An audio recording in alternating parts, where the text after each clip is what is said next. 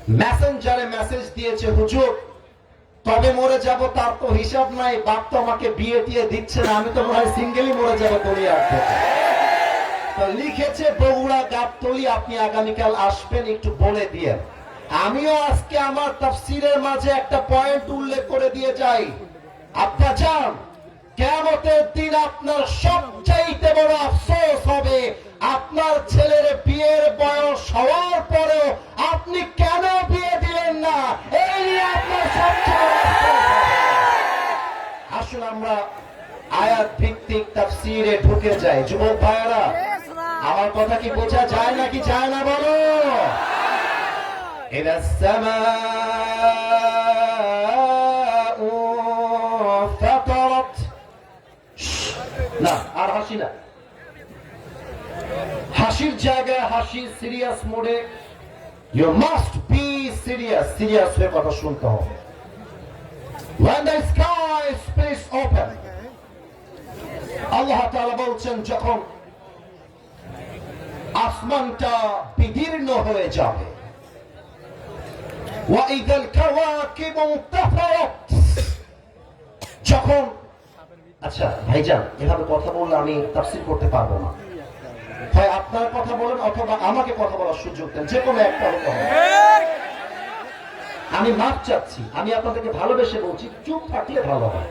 তাফসীর করছি তো, আর এখানে আমার সামনে হাজার হাজার যুবক মুরব্বী চাতক পাখির মতো বসে বসে আমার ওয়াজ শুনছে না। ওনারা কথা যা বলছেন ইম্পর্টেন্ট ছিল, কিন্তু কথাগুলো ইশারায় ইঙ্গিতে বলতে হবে। ভাইয়েরা আমার একটা কথা না বলে পারছি না, আমার মাহফিল এখান থেকে আরো 1 ঘন্টা দূরে। আমার সময় ছিল 8:15 থেকে 9:30 পর্যন্ত, তবুও ওই মাহফিলে ওঠার কথা 10টার সময়। আমি হাতে পায়ে ধরে বলেছি, ভাইজান আমার ভাইয়েরা আমাকে আবদার করেছে, এরা না পরে আমার কাছে কান্নাকাটি করে বলবে, হুজুর আপনি আমাদের মাহফিলে আসেন, ওরা আমাকে ভালোবাসে তাই নিয়ে আসছে। আমি প্রথম আসতে পারে আমিও ধন্য হয়েছি। আমার টাইম কিন্তু অলরেডি শেষ হয়ে গেছে, এখন নেমে গেলেও আমার স্টেজে উঠতে লাগবে 10:45। কমিটি এটা মানতে নারাজ, তবুও কেন ওয়াজ করছি জানেন? কারণ বগুড়ার মাটিতে এসে টাইম দিয়ে নয়, ভালোবাসা দিয়ে হিসাব করতে হবে। আপনারা আমাকে যদি এভাবে চিৎকার করে 1 মিনিট নষ্ট করেন, that is loss, really a big loss. Keep quiet, keep silent. তাফসীর করছি।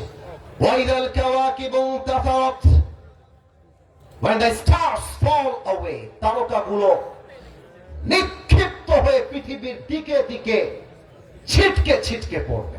আচ্ছা মুরব্বীরা একটু আমার দিকে তাকান, যুবক ভাইয়েরা আমার চোখে চোখ রাখেন। আমি 2টা এক্সাম্পল দেব এই আয়াতকে ব্যাখ্যা করবার জন্য। নামাজের পরে আমরা যে মসজিদে তাসবিহ গুনি, সুবহানাল্লাহ, আলহামদুলিল্লাহ, লা ইলাহা ইল্লাল্লাহ, আল্লাহু আকবার, এই তাসবিহ এর ভেতরে ছোট ছোট দানা আছে না? আপনারা বলেন সবাই, ছোট ছোট তাসবিহ এর দানা দানা আছে না নাই? বলেন বলেন বলেন। আচ্ছা তোমরা ছোটবেলায় খেলেছো কিনা আমি জানি না যুবক ভাইরা, বাট আমি ছোটবেলায় একটা বল নিয়ে খেলতাম, বলটা হচ্ছে ম্যাজিক বল। আপনারা এই তো বুঝে গেছেন, বাস আমার কোনো আফসোস নাই, ম্যাজিক বল। তো এবার কেউ যেন আমার চোখের ডান বাম হবেন না, আমার দিকে তাকান।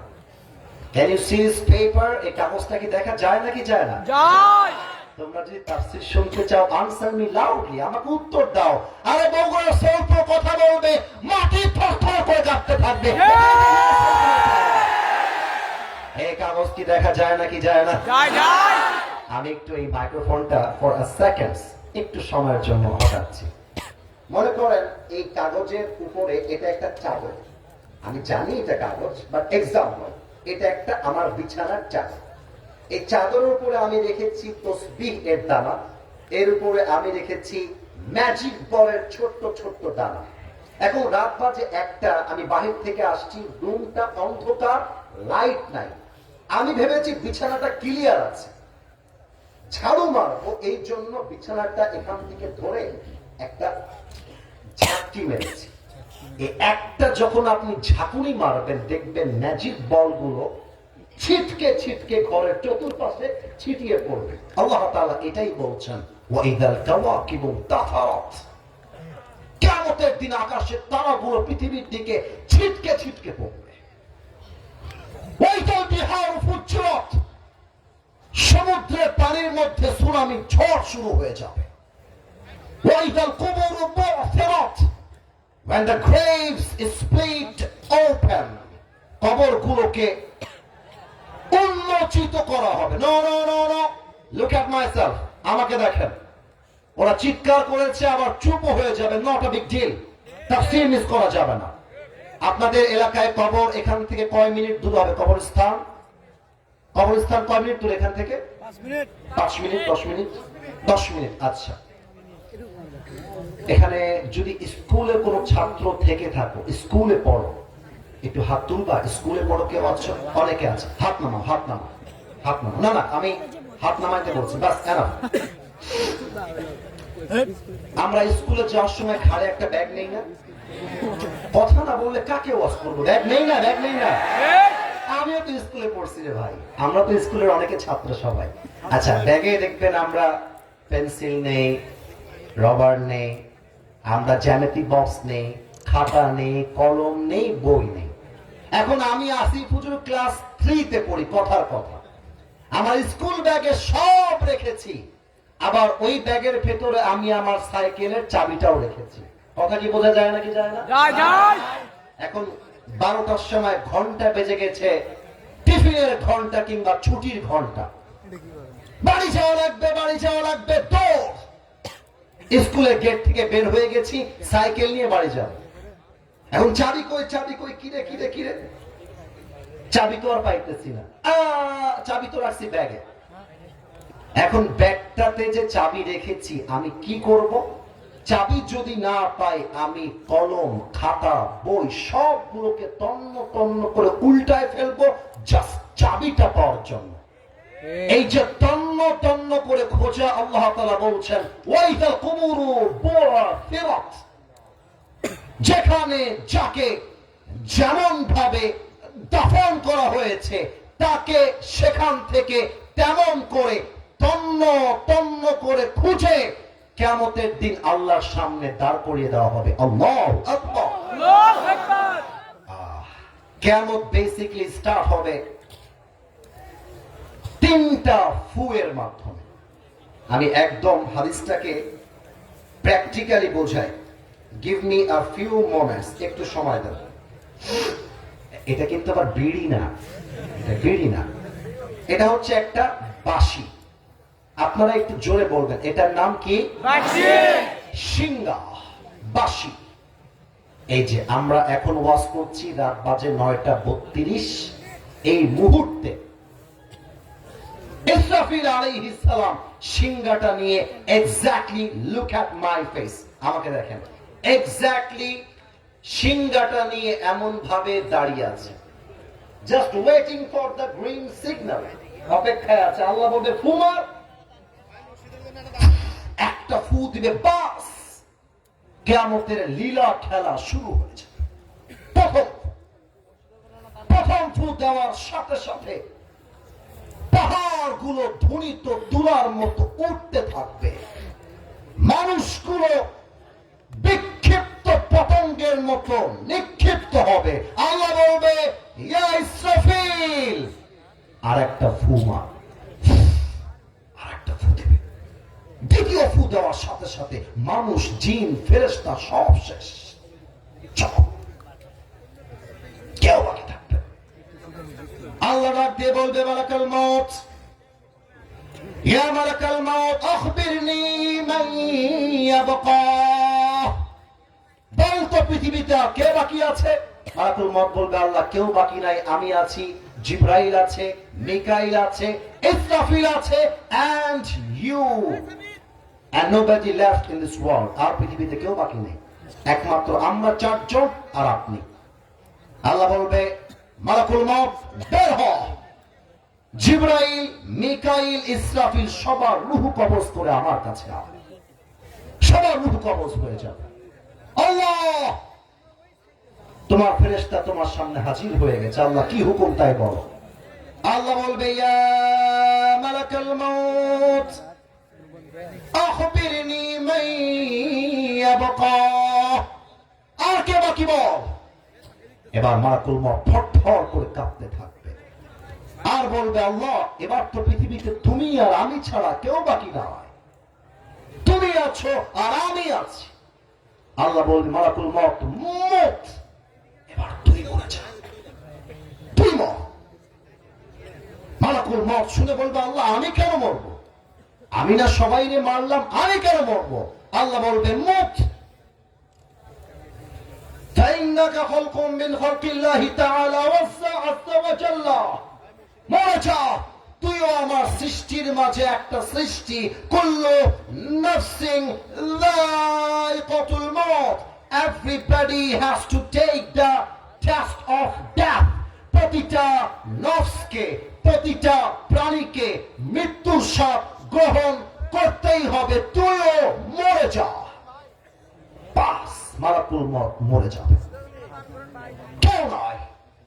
আল্লাহ বলবেন, লিমানিল মুলকুল ইয়াউম, who belongs the kingdom today, আজকের দিনের রাজত্বটা জবাব দেওয়ার মতো কেউ থাকবে না। যে আওয়ামী লীগ বলতো এই দেশটা আমার, এটা আমার বাপের মাটি, দাদার মাটি, তারা কোথায়? আল্লাহ বলবে, কোথায় আছিস আয়। জবাব দেওয়ার মতো কেউ থাকবে না।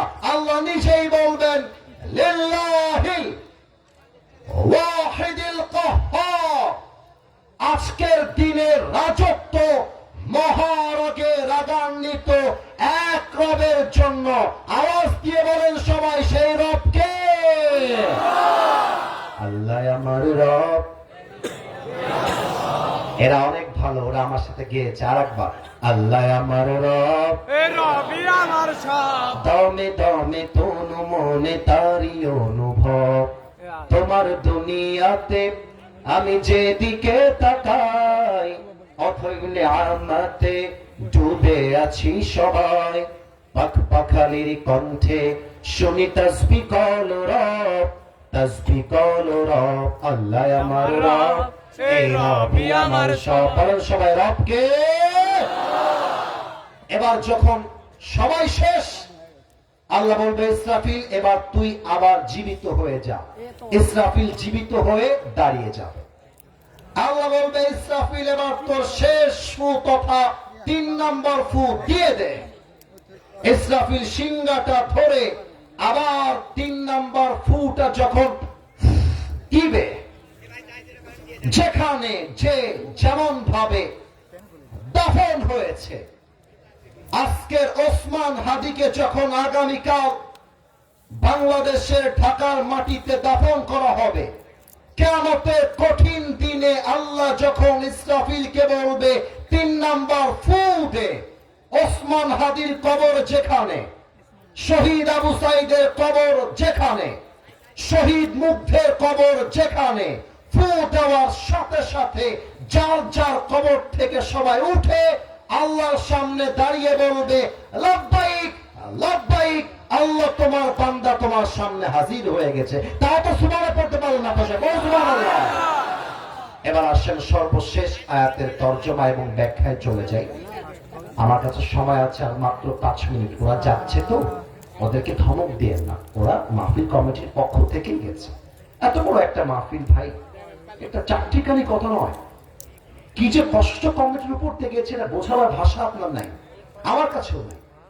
সারাটা দিন পাগলের মতো খেটেছে, মাথার ঘাম পায়ে ফেলে বুকের তাজা রক্তকে পানি করে তারা মাহফিল করেছে।